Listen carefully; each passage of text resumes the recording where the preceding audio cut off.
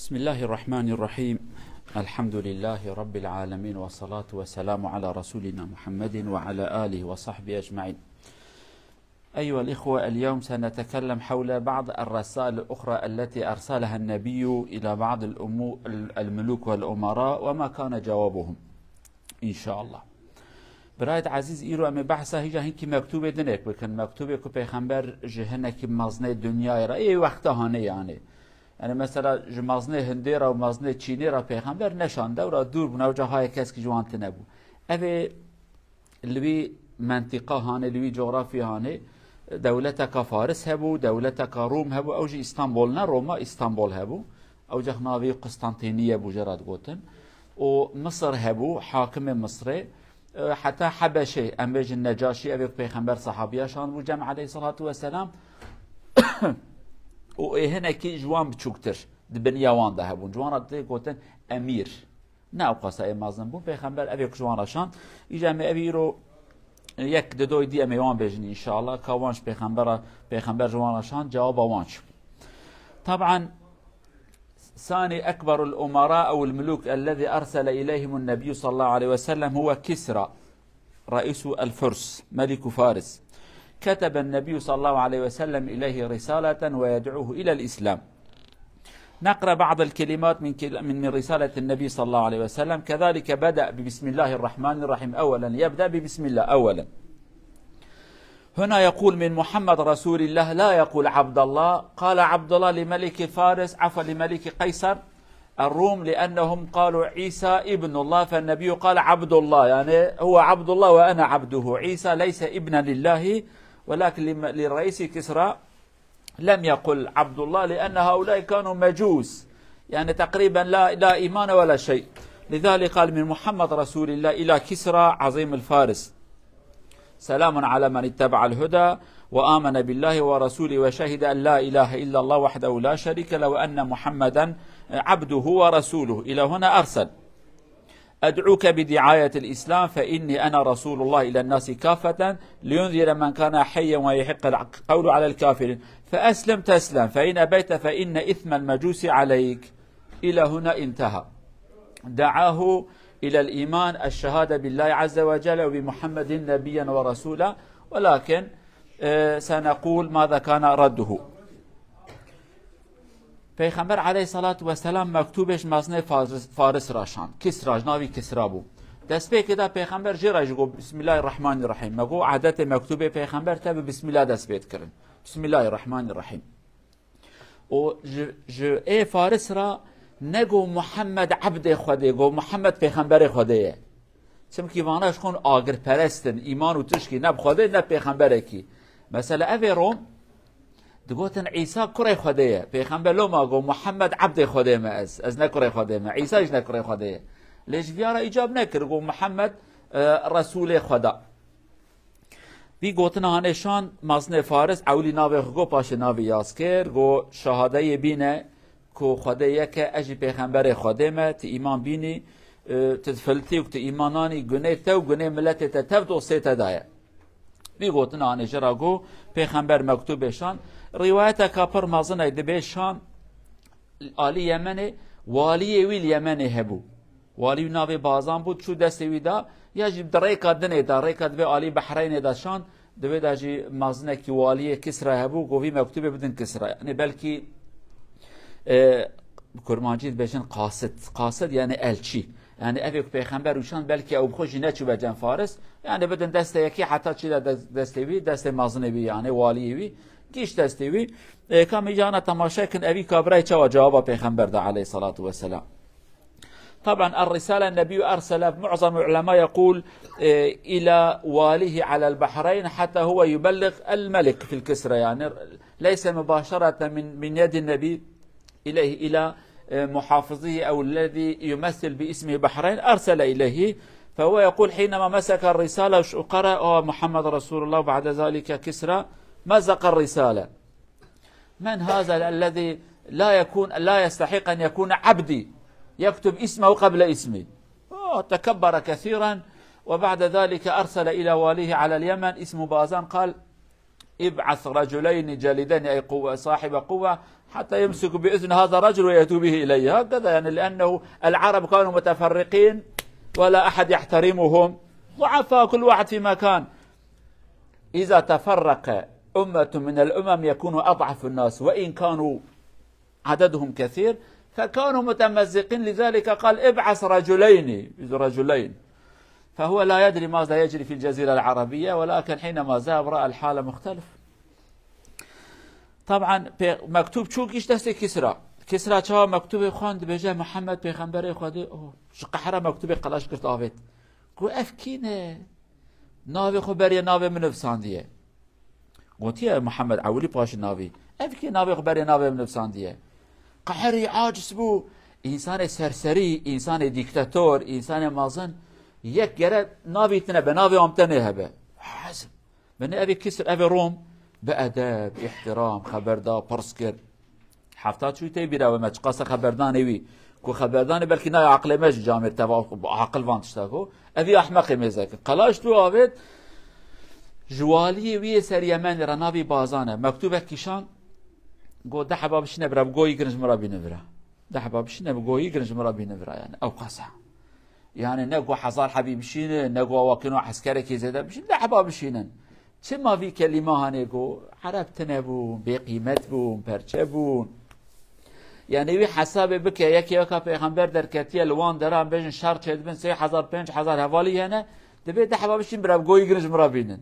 انا اوقاسا كي نبانا نبونا انسان هجا تعبيدا بقيمتن عيني وكا ايرو انسان چه قاسا جمارة وان يعني 1000 كي 10 مليون كي 10 مليون هبجي كنت پرچه بيت بقيمتي كنت يكبي هندك بيجت بقوتي لو ما ابي وقتانه بنه پربون يعني وان درا عرب پربون دوان درا دا قبيلو عشيره وان توب بونه بلكي 40000 100,000 انسان شهد بو عسكر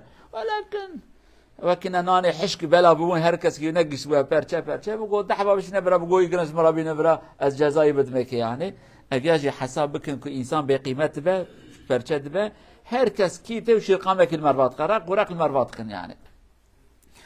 طبعا هذا الرجل أرسل من اليمن شخصين ضخمين كبارين حتى هناك شيء عندهم شنب هكذا إلى فمهم واللحية محلوقة فالنبي يقول ما هذا يقول عادتنا هكذا فالنبي يقول نحن بالعكس نربي اللحية ونقصر الشنب يعني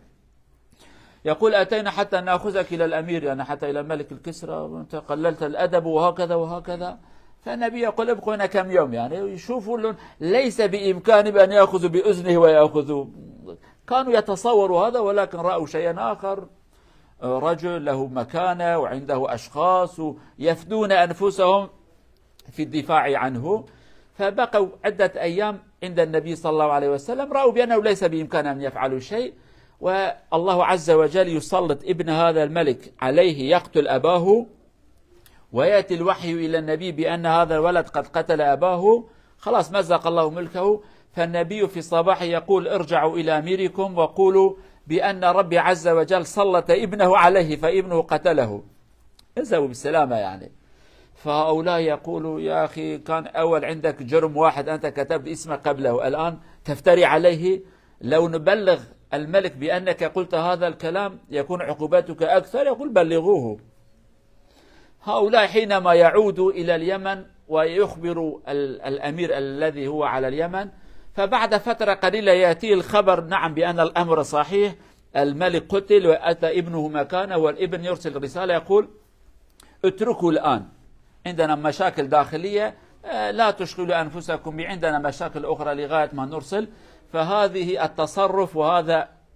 المعجزة من النبي كان وسيلة لأن يدخل هذا الرجل في الإسلام رأى بأن هذا كلام صحيح كيف علم بهذا الأمر الذي هو واليه لا يعلم فدخل البازان في الإسلام تشتك شيبو أبانا كان رول مدينة مان پیغمبر عليه الصلاة والسلام أنا أبانا قو قي هرم قو يقرن بينن نهارت النعيش يقولوا دولتك يا لوي يعني هاي وان جيتنا پیغمبر قو كان رول فرا بسير نساكنين ربي عالمي شكر أف ملكي كسرى بهف كاتن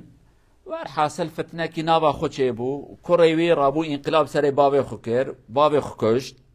فشتك باب كشت مكتوبه کی جوالی راشان گو دفش وی شخصی که باویم گوتی های گویی گرن بین دفش بردن گو آنا دست ندنه که کاری ما مازن هنه ایجا نابا خدا ما انقلابه کی کریه یعنی عجله وینه نوی برعونه بسکنن طبعا ایجا او قلبه چهده پیغمبر او شاف خبر خدای عز وجل وحیش پیغمبرات چینه سرس به پیغمبر جوانات به هرن جمازنه خورا بیجن حالو مسئله کی وهای رب من عمری ویکن کر اوی پرچ کشت دولت اوجی پرچه ببه لا اوی بابی کشتی هرن افانات به بنت تبی چه های تشتهه تدی بیجه مادنگی تتیته تچه گوت ند بیجی گناه کتابو اوی ابو گناه دویا تنابق عولی نفسان دم هرن بیجن گوتی لا اوی بابی کشتیه گناه تزیدت من های پرچه بکه دبی هرن جرا بیجد هرن افانا چن جموالی دبی حیله والله او شخص اکتشان مشكم قوي نقدر نعيش ما بويدي ولكن جمارا قوكو كروي بابي كشتيه دولته ويدي برشا ببه دبي والله خبرهم جيتنا ل زمانك هندك دا كابن صحتك يا بين صحتها حف صحتها شقايه يا جيروكي درباس نبا در حال خبرك يتي دبي والله راسته كر بابي خو كشت انقلاب سر بابي خو كر مكتوب جراته دبي دست خو درجه بي شخص نكبله أبيك بابي مقوتي ياري بينن أم حتى عيش خويه هندر صافي بكن عادة دولتن كي قلاب شدبه جدار وراش خلقي راتبه تبسكنا هي دي عجله متنا يعني سيستم الدنيا يا سيستم كعقليه جي قابك ندي حب نياري تهبن شنابه تشتباره بجم تبن نياري من تجاري جكيره بجت نياري من ادني دوست منن بوانا خبر ده بازار که مذاکره کید که هرینا چه بو چه نبو بشه بروی سردا بنیدا فردا ودا جاری گوی یکیجید که حتی ایویته یعنی اما سیستم کپر خوش الدنیا ده لا يويجي خاص في تكتيك هاني چه يعني وبرانا وبسنا حتى زنا وقت صافيت كما زجر جهرم لرب العالمين في فرصت انا ندايكي والحاصل شو اجا اولي السر يمن كنافي بازانه كو خبر جراحات والله الله فهم كل راسته والله شكي ابي المدينه خبر هاد گو ساكنو چبيه ازوالي ما نزان او تزانه دمكي خبرك کی جراحاتيه ابي شخص داويك پیغمبر جرا مكتوبه كشان بو مسلمان پیغمبر جوان ادگو کی بو مسلمان سر حكم خو بسنه دولت خو دوام بك يعني انا بجماره خو دولت خو دوام بك للگوره امر خو دولت خو اداره بك افي شخص يعني وقت بو مسلمان پیغمبر گفت سر کرسی خو من الماء دولت خو لوی اداره کرد بنابه پیغمبر علیه الصلاه و السلام حتی کو رحمت کرد حتی کو دمره لا یوجد پیغمبر چند ماه بیت شون باب خدا به داویه اجا هنکی کو ده زانان مدینه چونه صحابی مازن او آلی من اداره کن ور حاصل سیستم اساکنون في شکل يعني او چو یودن آلی کی لگا با کمارو پرچه به مارو به قیمت به هر کس کی ده حبات شنه به هرن گویگن في انسان هانش مروارا بینن ولا ويجي في شكل يعني شو لرب العالمين تشتكي ذكر شخص آخر أرسل النبي إليه رسالة وهو حاكم مصر المعروف الآن يعني اسمه مقوقس أو مقوقس أرسل النبي إليه رسالة يعني يدعوه إلى الإسلام وهو كذلك كان مسيحيا الرجل يقول كتب للنبي جوابا وحتى قال للسفير الذي أرسله النبي كنت أنتظر نبيا وأظن بأنه سيخرج من الشام وليس منكم كان دبلوماسي يعني هكذا أنا أحترمك خلاص بعد ليس أكثر لا أؤمن بك لم يقل هذا الكلام أنا أحترمك وأنا احترمت السفير الذي أو الرسول الذي أرسلت إلي وأعطيته المال وأرسلت معه جاريتين ومبلغ من المال أو ربما أمور مثل العطر وهكذا فالنبي تزوج بإحدى هذه البنات جاريتين وهي المارية المعروفة بالمارية القبطية فالنبي صلى الله عليه وسلم يقول الملعون ظن بملكه كان بخيلا على ملكه ولكن الله سيأخذ منه ملكه ولكن جوابه كان جواب فيه احترام يعني ليس قلة الأدب أو لم يقلل الأدب هذا كذلك جوابه لم يدخل في الإسلام أبي شخص كيدني نافي مازن مصر مقوقس جراته قوتن مقوقس احتمالا كمازن والي مصر أو جي خريستيانه بيغمبر جرايشان او جي مكتوب يخوان پیغمبر جرا قوره بمسلمان او جي او بشكل كي نازك ش پیغمبر اقوى از احترامات هدقرم من احترامه او ظلام يفتشم احترامه وجي قرتيه من تخمين مزانبو اي پیغمبر كي وره ولا من تخمين نذكر كو جوابه من تقولش آلي شامي يك ورج آلي شامي اللي تم تخمين نذكر جناب عربا وره بياج دبيجه وهناكي هدياش بيغمبرات شينه حبكي حسب شينه حبكي ام بكردي بن قاطر تشكيكا قاطر دل جراد بن دل قوتم كردي و دحب جنا قيز شينه ناس هديات شينه يك جوان بيغمبر بيراز زوجنا ماريا كجراد من قبطي ديا ابراهيم يقرأ بيغمبر عليه الصلاه والسلام وكان يمكن مسكوتش مشتي وساكنون شينه بيغمبر صلى الله عليه وسلم جراد بيجا بيغمبر دبي افيا تمحكاري كر قبل ملك مجلسهم در نكبة تمحكاري كر لخدای عز وجل ملکی وجدسی ویدرخه يعني ابي تمحكاري كر جواز نادم او جي جدسی وشو لور حاصل نبو سلطان ابي كبره هانجي باشي مسلمان اوي دولت هانج جدسی ويدرخست او جي ابي دويا بادبي نكر ولكن نات اسلامش او جي انا ده خبر او جي تشيبو شخص كيدني واحد آخر أمراء بني حنيفة من جهة اليمن أرسل إليهم النبي صلى الله عليه وسلم يدعوهم إلى الإسلام ولكن هؤلاء قالوا خلاص نؤمن بك ولكن إذا تموت بعدك نحن نكون أمراء وأنبياء فالنبي صلى الله عليه وسلم قال الأمر بيد الله عز وجل كيف لي أن أقول خلاص أنت تكون بعدي لا نقاش في الإسلام لله عز وجل تسلم ما تسلم أنت حر ولكن لا أنا أسلم في مقابل تعطيني هذا ليس بيدي فهو كذلك لم يدخل ولكن الله عز وجل أذلهم وأعز الإسلام هناك قوم مسيلمة الكذاب هؤلاء شخص كيدن جالي جراد من بني حنيفة الآري يمننا قوم مسيلمة الكذاب بلكي درسي هاتي دم ناوي بجن أبي كوكو أجي بيخنبري كما كرتشتاكي بيخنبر جراج مكتوب شان أو جي قرأ كير فردا كير ويدا كير رابوش قبش بيخنبر مكتوب كيشان گوب شرطکی از ورم سردینه تا گوب شرط تا چیه گلو کو پاشه تی از ببم ارتاخه تا از ببم ارتاخه پیغمبریته یعنی سانکی مال باب پیغمبره بازارت که اشترا جمره او کا اشترا پنجی جمره چل نه مال خدا دین خدا بده که ده که پیغمبر علیه الصلاة والسلام گفت تشکی ساکنوت نه خدا بده که ده که از چتکارم ترا بازار بکم او جنبو مسلمان داوی او جی حشک بونچون یعنی او شخص کیدن كذلك رجل آخر اسمه منذر بن ساوى أو ساوي أمير العبدري أمير البحرين أرسل إليه النبي صلى الله عليه وسلم رسالة فهذا الرجل دخل في الإسلام كذلك حسن إسلامه وأصبح من أمراء النبي على البحرين شخص كيدن يجب أمير بحرين مازن بحرين بيخمبر جويراج مكتوبة كيشان أو شخص هانجي بو مسلمان كات إسلامي إيمان پیغمبراني عليه الصلاة والسلام و إيمان وان باشي بو أبي كتبو مسلمانجي پیغمبر هناك صحابية مازن شان دقو هرم بوانا دولتي إدارة بكن إسلام جوانا بيجن برا دين إسلام النووان دا جبلا به أف شخصي هاني جهاد كات إسلامي وكذلك قلنا ملك حبشة اسمه من يذكر اسم ملك الحبشة نجاشي النجاشي دخل في الإسلام ولكن هناك ربما الاسم الملك أو ذهب ملك وأتى ملك آخر مكانه ولكن أحدهم دخل في الإسلام ولكن أخفى إسلامه كان ملكا وأخفى إسلامه وكذلك حصل معجزة للنبي صلى الله عليه وسلم بعدما يموت في بلده النبي يخبر الصحابة يقول إن أخا لكم قد مات فلان ملك حبشة انتقل إلى رحمة الله سنصلي عليه صلاة الغائب ومن هناك شرع الله لنا الصلاة الغائب على رجل بعيد عنا وخصوصا إذا لم يصلي عليه أحد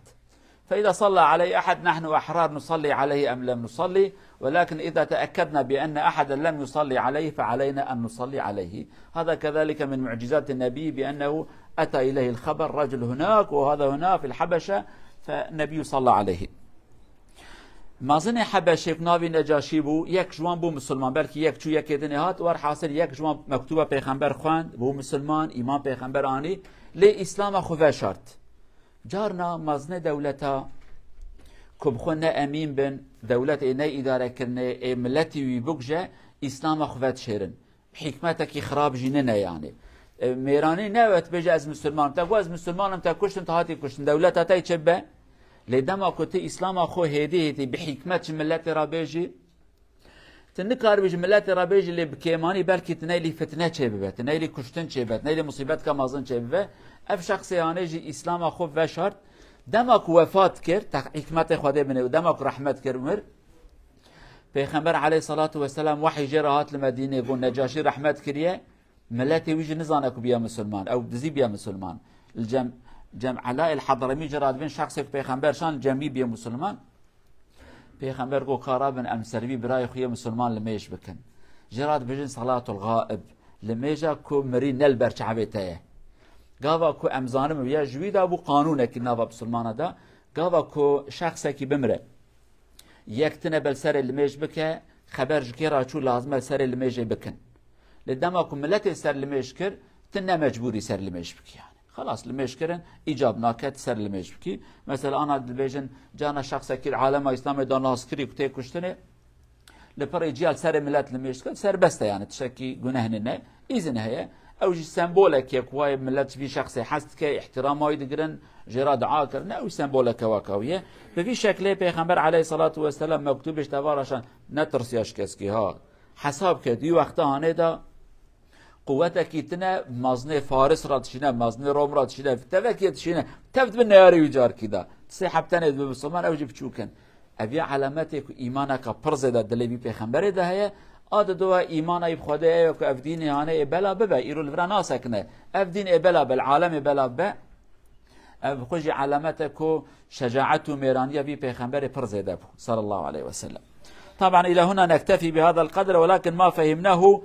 كذلك النبي قام بواجبه يبلغ الإسلام والشجاعة الذي كان يتميز بها النبي صلى الله عليه وسلم يعني هو نقول نبي ولكن من ناحية أخرى هو يعتبر رئيس دولة صغيرة جدا جدا جدا عاصمتها المدينة المنورة ربما عدد السكان 10,000 أو ليس أكثر فيرسل الرسائل لإمبراطورات دول كبيرة مثل فارس والروم وحاكم مصر كل هؤلاء عندهم دولة كبيرة جدا ولكن النبي يرسل إليهم بدون خوف ولا شيء لأن الله أمره أن يبلغهم كلام الله ورسالته يدعوهم إلى الإسلام فأرسل إليهم صلى الله عليه وسلم. نكتفي بهذا القدر إلى أن نلتقي في الجمعة القادمة. ابقوا في حفظ الله ورعايته إن شاء الله. حتى برا بس حفتاتي بإذن خدا إن شاء الله أمي صحبته خو دوام بكن درس قدنا بيجن إن شاء الله.